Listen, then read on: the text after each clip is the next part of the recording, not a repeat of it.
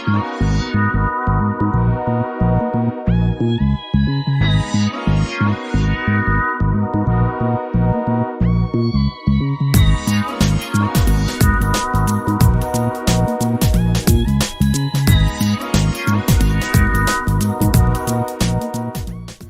morning, everyone. Rise and shine and say hello to Rocco. Hi, Rocco Gibson here. Recording artist, chef, yoga instructor, and he's showing us how to start the day on a positive note. And while we're hanging out with Rocco, get ready for a dose of healthy vibes for mind, body, and spirit. Voila. And then you just dip and you enjoy. There you have it.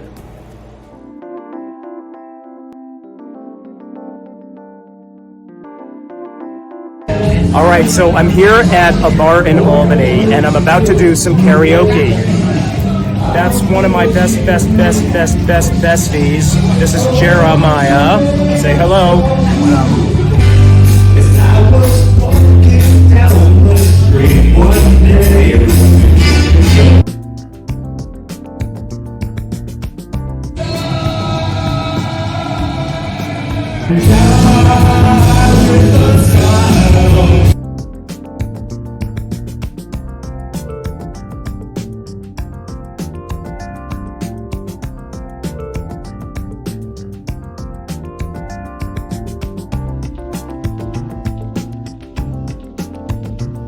So the weekend's been progressing. I did my karaoke last night, which was fun. I taught 2 yoga classes. That went well too. And now the hubby has made us both dinner. He made a beef bourguignon with venison instead of meat, or instead of beef.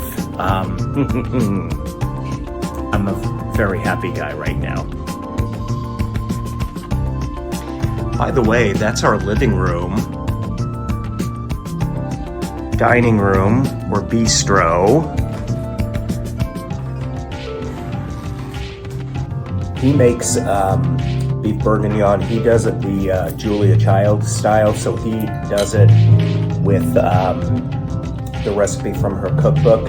And if you've seen the movie Julie and Julia, or Julia and Julie, I don't remember quite what the title is, but excuse me, I didn't start eating yet.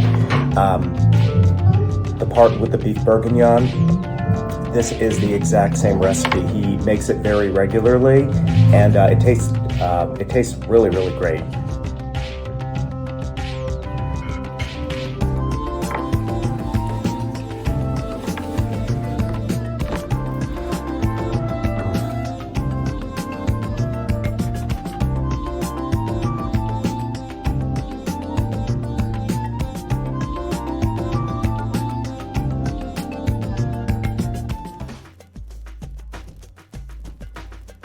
My body is forcing me to lay back and rest. I have something that I may as well just tell the world. I believe I may have chronic fatigue syndrome. And what that is that I had mono years ago. And a few years later, I started getting these bouts of fatigue. And the fatigue matched the mono fatigue. It's a different kind of sleepiness. It's not like a sleep deprivation. It's not like I've had a really long day. It feels like when you close your eyes, it feels like you have these dizzies in your head, and you really have no choice but to either sit down or lay down.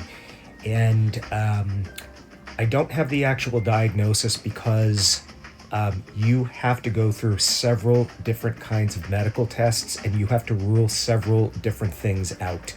I only got as far as the sleep study, which I haven't done, but it's okay. I've had these for such a long time.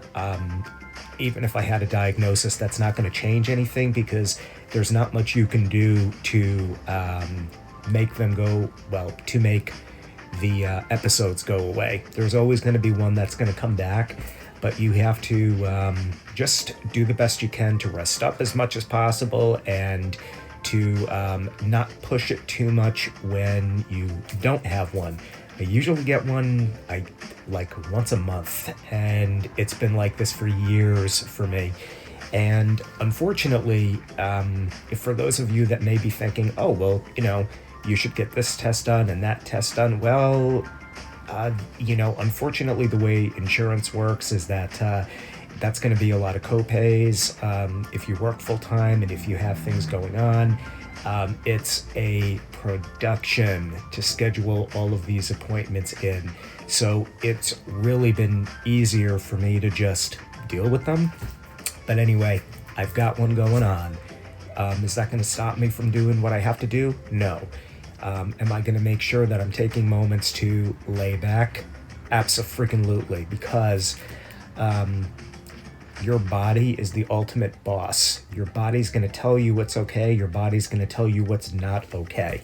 And, having this has really taught me that. And in ways it's a blessing, because for someone like me who is always on the go, always has several things going on, and who doesn't know how to relax a lot, yoga has helped with that often, but this forces you to.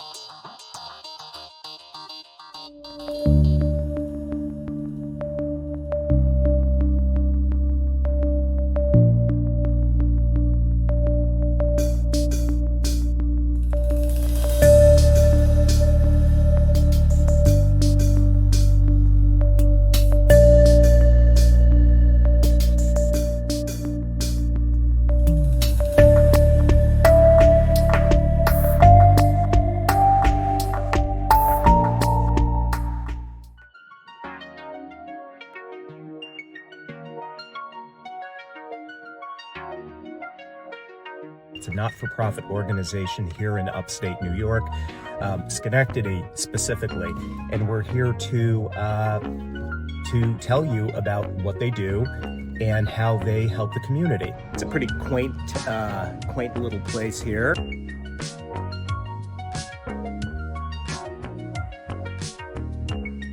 Hi. Hey. Hi guys, so here we are, we've made it in, and this is Rain Bonsi, who's the CEO and founder of Things of My Very Own Incorporated. Beautiful. Tell us what you do and how this came about. So I'm the CEO and founder of Things of My Very Own Incorporated, which is, to me, it's going to Disneyland every day, but it is a crisis intervention center for children. Most have been impacted by extensive abuse and neglect or major life crises. So what we do is we work with children and families to get them out of crisis, and then work with them to show them how amazing life can be. And that comes by identifying what is amazing about them and building upon it. That's beautiful. It's so, I personally think that, as a child, when you're really learning about life, really what more an important time to really restore what life can really be all about. It's unfortunate with the crises that happen, but thank goodness that you guys are here. Tell me, what does your typical day look like? It gets pretty wild here. Sure. We service about 3,500 kids in 13 counties a year. Many of them, some might only qualify for crisis intervention services, which is a one-time thing. Others can stay on our caseload for up to 2 years. It just depends on what their, what's going on in their lives at the moment. But it is fun and exciting. We have different themes all throughout the year. So I'm an entomology nerd. I have a federal permit to import and breed over 60 non-native species of butterflies and moths. Oh my goodness, that's amazing. So if you had to choose between the butterflies or the moths, which do you prefer? I don't know. I'm kind of attached to both. I know everyone loves butterflies, but I kind of like the moth too. Yeah, but what we do is it's beautiful for children that have been impacted by trauma and anxiety, because what we do is we can put a butterfly from Africa on their hand, and that can slow their breathing and shaking, and it teaches them to care for a species that's more vulnerable for them. And people ask, why don't you use native butterflies? And we do, but one of the things we do with the children is we want them to see outside of their box and want to see the rest of the world and all the beautiful things that the world can offer. That's so good. If there's one message you would want to put out there, just for families, for people who would be watching this, in particular people in the area, because you really never know how many people might be seeing this. What would you want to tell them? To the children and families that we serve, everyone in the world goes through tough times, and how we judge our tough times is by what we've experienced. But the great thing is that tough times don't have to last forever. And so by building upon our strengths and identifying our strengths and recognizing our needs, we can recognize that we too are important and we too are worthy and valuable of respect and safety. To those who we're not serving, we want to let them know that we're here for them too. We've had a number of donors sadly come back as guests of the organization, and they will say, I was giving, but I wasn't really getting it until now. But just how profound the crises are, because if you think about it, if you go through abuse and you only go through it for 2 years, you might think, well, it was only 2 years of my life, it's time to get over it. But there's so much rebuilding. And it's not something you get over. It's a part of you that you incorporate into your today. I'm an abuse survivor myself. It was more emotional and spiritual. However, it becomes really a full-time maintenance. Yes. And, with the right maintenance and with the right, introductions to how good life can be, you can learn to manage it very effectively. So how can people get a hold of you, and how can people get services? So we are a referral-based organization. We Great. Partner with, I believe it's 64 agencies or something like that within a 13-county radius. Oh, that's beautiful. Yeah, so everything is referral-based. Absolutely. If people want to give, the best way to give is on our website at thingsofmyveryown.org. Did you get that, people? Oh, thank you so much for having me.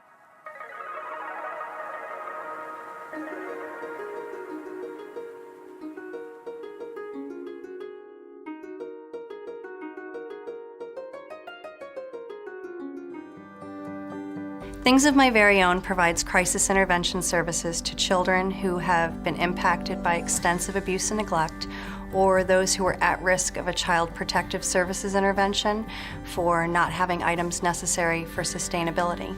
I am a Health Home Plus care manager. Pretty much anytime I have a client who's at risk, the first resource I think of is Things of My Very Own. A lot of the time when you're asking for help, you're already at a low point and you don't really want to ask for help. At Things of My Very Own, they don't look at you at where you are, they look at you at where you can be. Things of My Very Own does a great job with providing the tangibles, the physical things that the families need initially. But much more than that is they provide that love, that empathy, that connection to the community. So when they come here and they realize that they get all of those things, the tangibles, but it's so much more than that. Then they leave here, when they walk out of the door here, they feel valued. They feel that they have worth.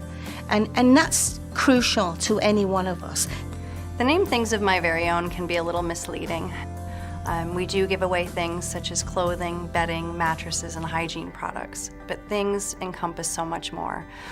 Probably the biggest thing is a healthy self-concept. We can give away things all day, but if people don't believe that they're worth more than what they've endured, then we will have failed. I had this one family who had applied for a holiday assistance program maybe 1 or 2 weeks before Christmas when we put this application in, and they were able to get everything for their kids. I remember the youngest was so excited to get this pretty red dress because she was going to wear it to church, and she felt so pretty. These are genuine, happy, grateful feelings that people feel. Things of My Very Own inspires me in so many ways. So when I had the opportunity to work with this agency, with this organisation, I realised that I had a lot of power to make a lot of difference. So that inspires me every day to come to work, to do what I do, and to make a difference. We're breaking the mold for how children and families in crisis are treated. We're not following a script. We're looking at people as individuals. We're treating them as such. We're helping them to believe in themselves, and that's changing the world.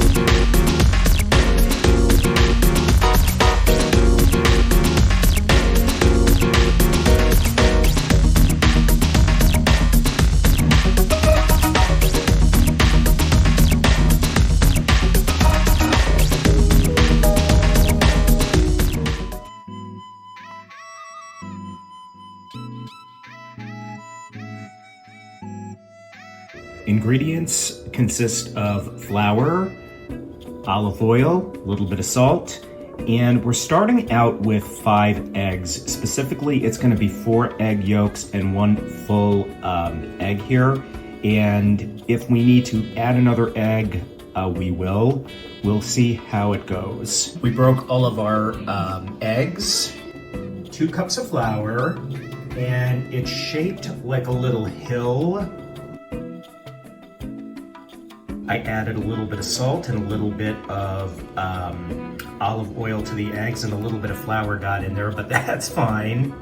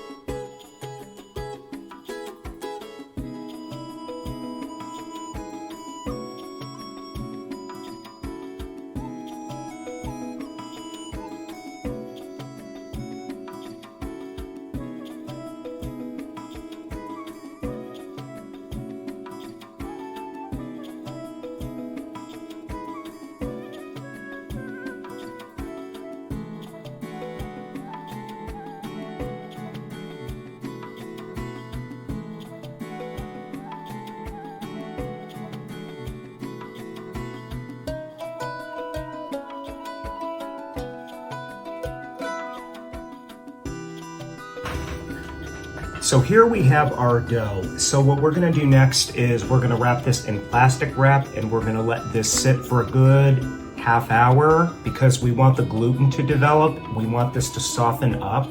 The reason why we wanna keep this in plastic wrap is because we want this to sit, but if it's not sealed up and airtight, well, as airtight as possible, what will happen is this will start to dry out. Just think of this as Play-Doh. You want to make sure that you keep it moist. And that's what we're going to do so far. The next part of this is going to be cutting these up, using this to roll out sheets of pasta, which we're going to cut into pappardelle pieces. And we're still going to need quite a bit of flour because we're going to need to keep the pasta sheets dry rather than getting moist and sticking to each other. It's kind of contrary to to this principle here, but that's what we got to do. And we're going to be taking the finished pappardelle strips and loading them up onto this bowl. I have some flour spread on the table. and I have flour put in a bowl, and we are now going to start rolling out our sheets.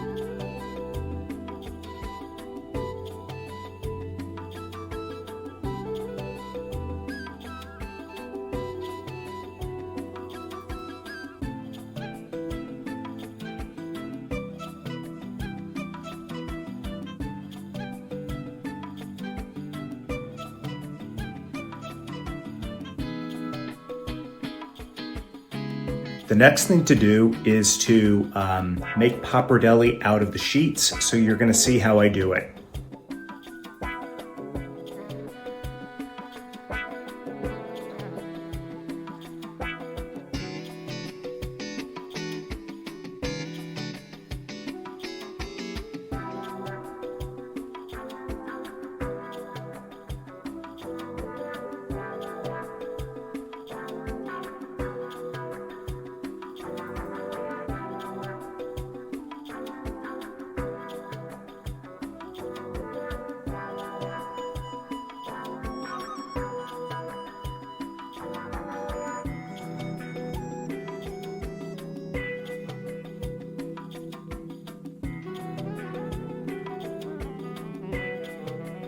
You're gonna throw this pasta in the water for only 2 to 3 minutes. It's not like traditional dried pasta where you have to do maybe 5 to 7 minutes. No, this is 2.5 to 3 minutes max. You wanna add a little more salt than you usually do for fresh pasta. The reason, I'm not entirely sure, but that's what I've done.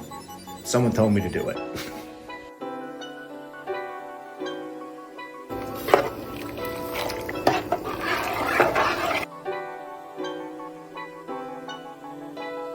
This is Chris's beef bourguignon, or venison bourguignon from yesterday, and I added some of the heated up sauce to this, to the cooked noodles, just to prep them up even more, and here you go.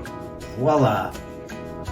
I know that this dish is amazing because we had it yesterday, and of course this is the second day, so it's gonna taste even better. But let's see how this tastes with the homemade pappardelle. Last night we had mashed potatoes, which were amazing, but let's see about this.